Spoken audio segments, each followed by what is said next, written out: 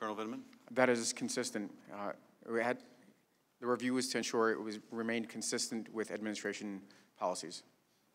And Colonel Vindman, you attended a meeting in John Bolton's office on July 10th where Ambassador Sondland interjected to respond to a question by senior Ukrainian officials about a White House visit. What did he say at that time? To the best of my recollection, Ambassador Sondland said that in order to get a White House meeting, the Ukrainians would have to provide a deliverable, which is investigations, specific investigations. And what was Ambassador Bolton's response or reaction to that comment? We had not completed all of the agenda items, and we still had time for the meeting, and Ambassador Bolton abruptly ended the meeting. About 2 weeks after that July 10th meeting, President Trump and President Zelensky had their second call, the now infamous July 25th call. Colonel Vindman, what was your real-time reaction to hearing that call? Chairman, without hesitation, I knew that I had to report this to the White House counsel. I had concerns, and it was my duty to report my concerns to the proper people in the chain of command. And what was your concern?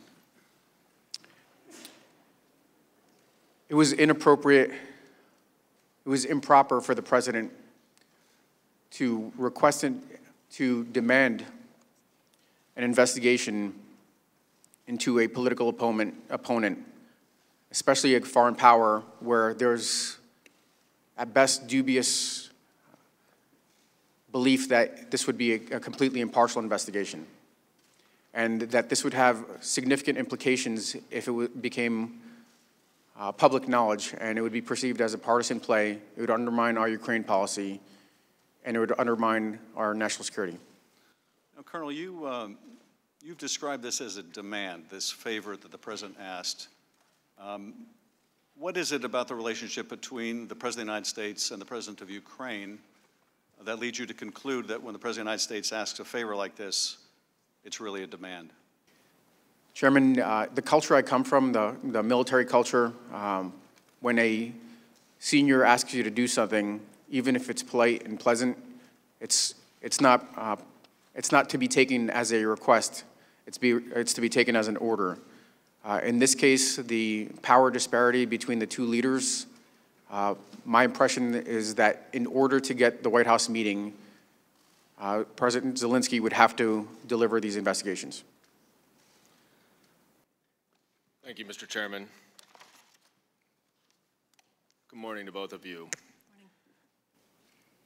Now, are you aware of any credible allegations or evidence to support this notion that Vice President Biden did something wrong or against U.S. policy with regard to Ukraine? I am not. Ms. Williams, are you familiar with any credible evidence to support this theory against Vice President Biden? No, I'm not. Now, Ms. Williams, prior to the July 25th call, approximately how many calls between the President of the United States and foreign leaders had you listened to? I would say roughly a dozen. Had you ever heard a call like this? As I testified before, I believe what I found unusual or different about this call was the President's reference to specific investigations, and that struck me as different than other calls I had listened to. You testified that you thought it was political in nature. Why did you think that? I thought that the references to specific individuals and investigations, such as former Vice President Biden and his son, struck me as political in nature, given that the former Vice President is a political opponent of the President. Colonel Vindman, what languages do you speak? I speak Russian and Ukrainian and a little bit of English. Do you recall what language President Zelensky spoke on this July 25th phone call?